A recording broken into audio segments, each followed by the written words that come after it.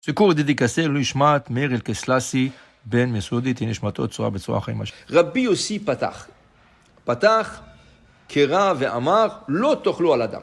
Rabbi Yossi, un des élèves de Rabbi Shimon bar Yochai, il dit, il y a un passage qui dit, lo tochlo al adam. Ça veut dire, traduction littéraire, ne mangez pas sur le sang. Mais Rabbi Yossi dit, ha bekama atar ukmo achavraya. C'est déjà été expliqué à plusieurs reprises et à plusieurs manières. Première explication, la Gemara donne. La Gemara dit, lo tochlo al adam.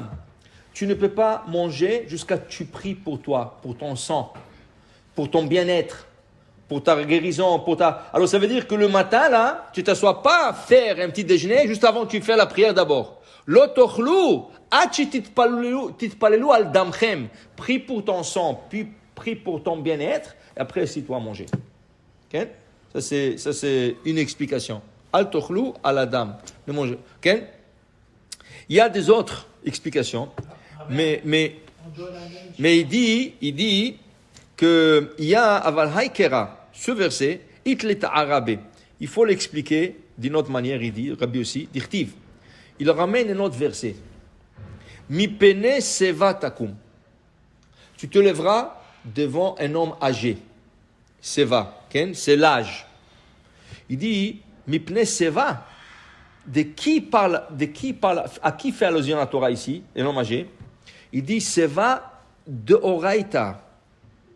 Ça veut dire, il dit ici, comme Rabbi Rav Amnuna, Kadava Chame Sefer Torah va kamikame. Il dit, de là, on apprend qu'il faut se lever devant un Sefer Torah. Quand il dit devant un sage, tu te lèveras, le sage dont on fait allusion ici, c'est le livre de la Torah. Quand tu vois un Sefer Torah qui marche, ça veut dire on le dirige quelque part, on le sortit de Echal pour aller lire, pour aller l'emmener dans une autre salle, tu te mets debout. Parce que la Torah, c'est la sagesse. La Torah, c'est la chokhmah. Mipne seva takum. Ça, c'est en premier temps. Après, il te dit ici, alors dans ce cas, que gavnada, si c'est le cas, si tu vois un érudit, quelqu'un qui étudie la Torah beaucoup, un grand chacham de la Torah, si tu te lèves pour un Sefer Torah, tu dois te lever pour lui. Pourquoi? La Torah, c'est quoi? La Torah écrite. Mais ce érudit, qu'est-ce qu'il apprend? Il apprend la Mishnah, il apprend la Gemara, il apprend le Chumash. Alors, il possède beaucoup plus que la Torah. La Torah, c'est rien que la Torah écrite. Mais lui, il possède en lui la Torah écrite et la Torah orale. Alors, il dit, si tu te lèves devant la Torah, à plus forte raison, la Gemara dit, Kama tipsheye, combien ils sont sots, ceux qui se lèvent devant la Torah et pas devant le Chachamim. Pourquoi? La Torah, la Gemara prend un exemple. Dans ma Sechet Makot, la Torah prend un exemple. La Torah dit, quelqu'un qui a mangé non kosher. Et deux personnes lui ont dit, qu'est-ce que tu fais? Il dit, lo kasher, ma ta aussi. C'est pas kasher. Il dit, non, laissez-moi tranquille, moi, ça me regarde pas ces affaires. Et ils vont au Beddin, le Beddin va le convoquer. Il dit, tu as mangé non kosher? Il dit, non. Il dit, mais tu as deux témoins ici, là. Ils t'ont averti.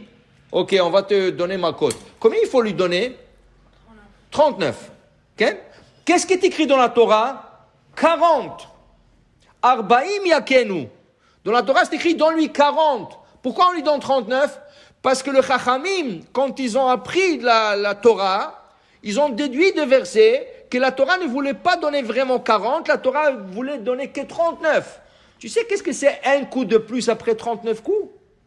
Tu peux tuer le gars. Dis la Gemara, regarde le Chachamim, comment ils sont partis chercher dans la Torah de dire que c'est pas 40, c'est 39. Que la Torah rien qu'à arrondi le chiffre. Ça mérite pas se lever devant ce Chachamim qui apprend de la Torah et qui explique la Torah et qui facilite les choses et qui aide aux gens. Alors il dit, tipshim, les gens sont tipèches s'ils te lèvent devant un Sefer Torah. C'est normal, c'est obligatoire de se lever devant un Sefer Torah. Mais tu ne te lèves pas devant le Chacham, c'est lui qui apprend la Torah. Il possède la Torah écrite et la Torah orale. Ça, c'est en premier temps l'explication de Rabbi aussi. Après, il nous dit, tu sais qu'est-ce que c'est